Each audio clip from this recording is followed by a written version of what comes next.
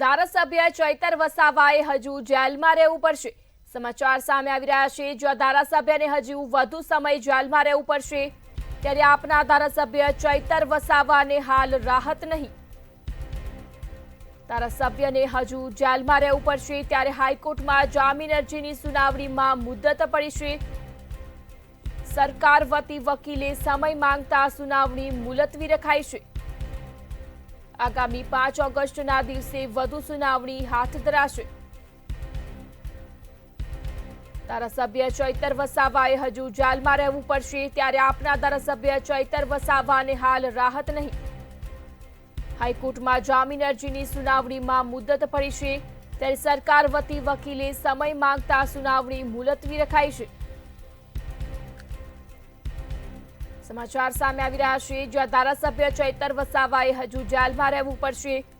આપના ધારાસભ્ય ચૈતર વસાવાને હાલ કોઈ રાહત નહીં। હાઈકોર્ટમાં જામીન અરજીની સુનાવણીમાં મુદત પડી છે। સંવાદદાતા કિંજલ બોરીસા ફોનલાઈન પર જોડાયા છે। જી કિંજલ, ધારાસભ્ય ચૈતર વસાવાએ હજુ જેલમાં રહેવું પડશે કેમ કે હાઈકોર્ટમાં જામીન અરજીની સુનાવણીમાં મુદત પડી છે। શું છે વધુ વિગત?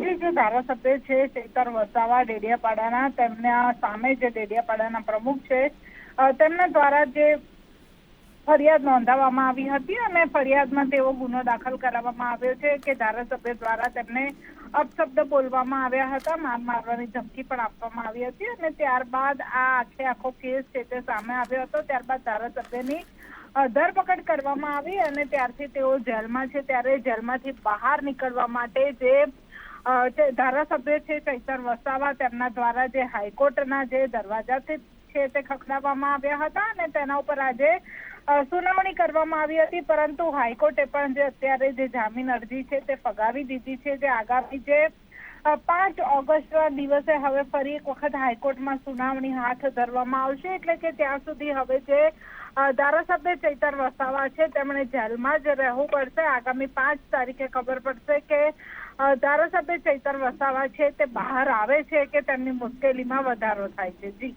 જી કિંજલ, માહિતી બદલ આભાર। ધારાસભ્ય ચૈતર વસાવાએ હજુ જેલમાં રહેવું પડશે ત્યારે આપના ધારાસભ્ય ચૈતર વસાવાને હાલ કોઈ રાહત નહીં। હાઈકોર્ટમાં જામીન અરજીની સુનાવણીમાં મુદત પડી છે। સરકાર વતી વકીલે સમય માંગતા સુનાવણી મુલતવી રખાઈ છે।